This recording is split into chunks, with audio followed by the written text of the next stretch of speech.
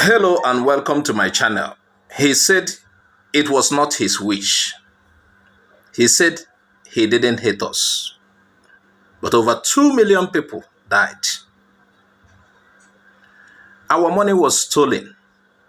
Our children starved. Our villages were bombed. And now, General Gowon wants to talk again. As if we have forgotten. But what he has said has opened old wounds. And today, on Igbo Area TV, we are telling our side of the story.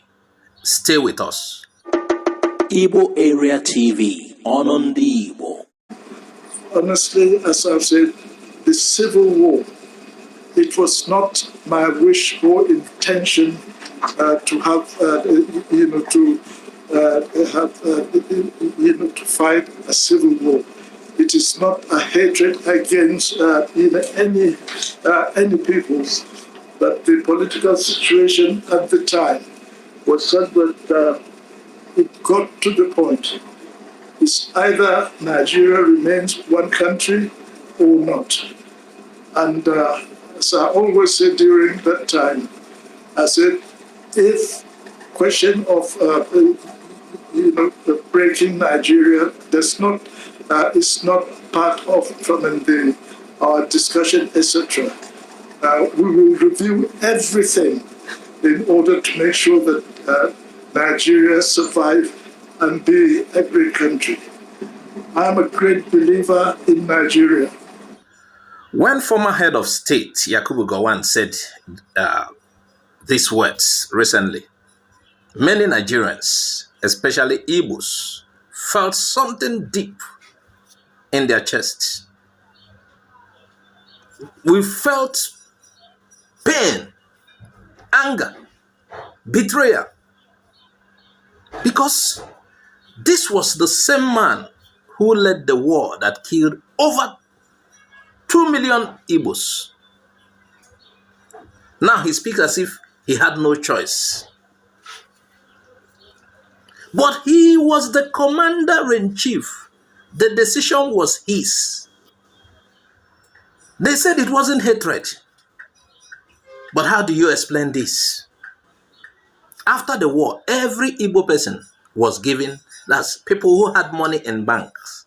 Not every Igbo person, people who had money in banks were given only 20 pounds each. No matter how much they have. One man had over 200,000 pounds.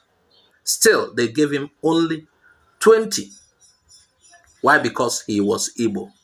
The Nigerian government took our money and used it to rebuild without us.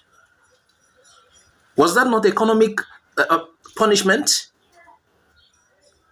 Was that not cruelty? Let us talk about the real horror. During the war, Nigerian soldiers went into churches in Onitsha and killed women and children, the ones that were hiding there. Over 300 innocent people slaughtered.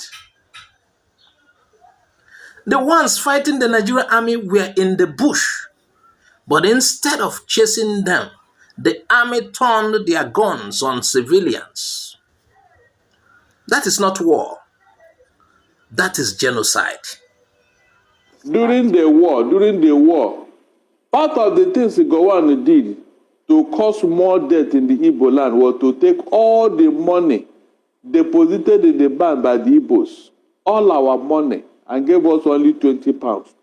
Whether you have 200,000 pounds or 200 million, or the federal government of Nigeria took it away, as long as it is owned by the Igbo man. He took them away and was using that money to fight us. What does that tell you? If it were today's world, what they did in the South was genocide. It wasn't a war. Because the Biafran soldiers were giving them hell at the battleground. Instead of them to battle them, they went after the civilians. Innocent civilians, women and children. That was why the casualty was so high on Igbo land. Women and children. That was why there was Barry, so that means in the cause of a war, is that acceptable? Even though we know that they said all is fair in war, but is that action acceptable? That's why we are complaining. Yes, that's why we are. It's not fair. Under the Geneva Convention, you are not supposed to do that. Okay. Go and look at the recorded history of what happened. Women and children who were hiding in a church in somewhere in Onitsha, they slaughtered all of them. Frederick Forsyth said he would at least over 300 people that he the Nigerian military did that. Yes, slaughtered all of them. And even Benjamin Adekunle, the Black Scorpion, he was boasting on how he was cutting down women and children in Igbo land. He was boasting of it. No, is that what you call a war? You are fighting armless women and children. So, Barrister, why didn't that reintegration process and re-radicalization process it's going on with terrorists? Yes, exactly. It's happening with Boko Haram terrorists. They are de-radicalizing them, disarming them, and reintegrating them back into the society. And we've seen in all history of wars, like Rwandan genocide, like I cited, there was that program. It took place for peace and unity to be able to reign. Looks like it's some kind of closure for the people who suffered in that crisis. Why didn't that happen in Nigeria? No, you should be asking Gowon, because he was in a position to do that, but he did not. He did not. So what is he telling me now? This is a man who would have taken care to heal the wound, but he did not. Now he's telling us it was necessary. It was not necessary. On what ground? Who started that war? Okay. Who started that war? If the former head of state, Gowon, didn't do that, the heads of state before him, after him, I mean, why didn't anybody, even in democratic system, when former President Olusegun Obasanjo came in 1999, Jonathan was there, Buhari was there, even the current president now, why haven't any head of state or any president taken any action for that? Because of what? Propaganda, disinformation. Promise, since that war happened, it had been recorded through propaganda that the Igbos started a civil war, that we wanted to disintegrate Nigeria. Until IBB's... Good, until IBB wrote a book. You can see what we're talking about. So shame is on them now, including Gowon. This thing you are telling me now, Gowon have not deemed it fit to discuss what is going on in Plateau and Benue as of today. His own state, Plateau. He has not told us what happened. Why are they killing them in that state now? His own state, too. He has never opened his mouth to utter a word about that killing going on there. This was exactly what they were doing to the Igbos that time until the Igbos reacted. This thing that's going on in Plateau, is it not enough to cause war? Tell me, is it not enough to cause war? This is exactly what happened in 1967 when they were killing the Igbos all over the place. When lives are being threatened. They perish. And you kept quiet, and you expect them to keep quiet. That was exactly what happened. Exactly what, this is the same modus operandi. But because these people have tolerated, either they don't have the liver to fight or whatever. All right, so let's move on to other stories. So I thank God it's happening under Gowon's nose. I expected him to talk about it. He's from Plateau State. I said I expected him to talk about it. A lot of Plateau citizens. Today, under Geneva Convention, what happened in Biafra would have been called a war crime. But in Nigeria, they covered it with a slogan, no victor, no vanquished. They want to please us. But how can there be no victor when one side lost everything and was never helped to recover?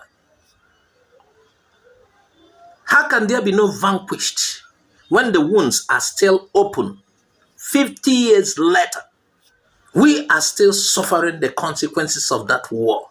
And you are telling us, no victor, no vanquished.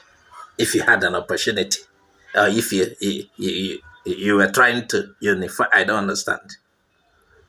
And while Gowon talks about peace and unity, today in his own state, Plateau, his people are being killed by the same Fulani headsmen he forced Igbos to share a country with.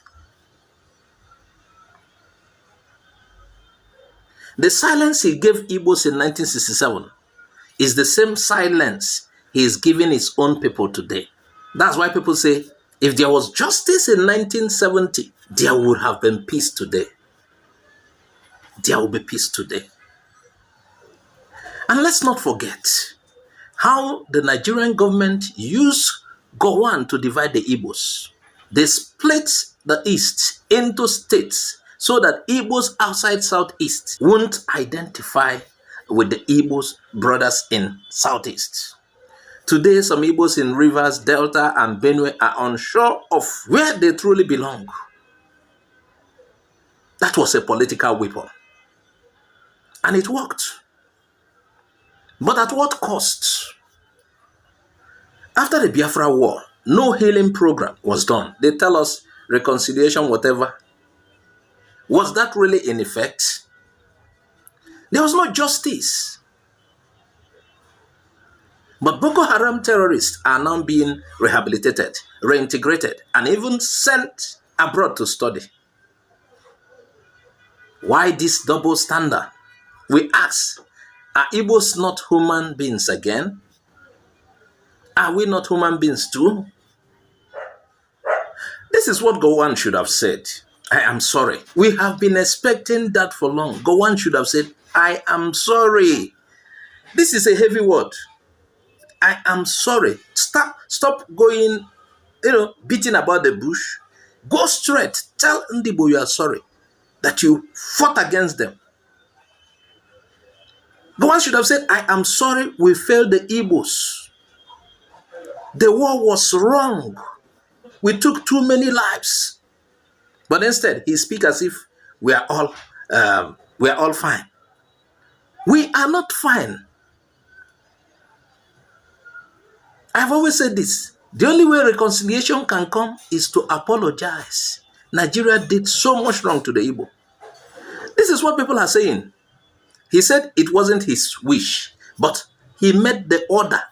He was the C in C. Yes, some people say they are controlling him. But he was a C in C. All our money was taken. 20 pounds, just 20. You call it a war. They slaughtered our children in churches. And, in the same shame, he has not spoken about what is happening in Plateau today. Nigeria. They radicalize Boko Haram, but they want to hate Biafra. Let me tell you, history is not fairy tale. And those who live through hell have the right to remember it. Hence the Biafra Heroes Day. So when Gowon speaks, we will also speak. We will also speak because we remember everything. Some of us were not born, but we know what happened. And there are people who witness it that are still alive. And the history is passed on to our children. The first and utmost thing we expect from Gowon is to start saying sorry and lead other Nigerians to apologize. That is the first step in the healing. Stop beating about the bush. And to our brothers and sisters, tell your children this history. Read, watch, question. Because if we forget, they will erase us. Today in Nigerian schools, there is history in Nigerian school, but not that history. It is excluded. You read other people's history, several histories, but that of what happened around that 3 years. 3 years which was hell for Biafra. It is not in our curriculum. Before we go, this video is for educational and historical purposes. We do not promote hate. We promote memory, justice, and truth.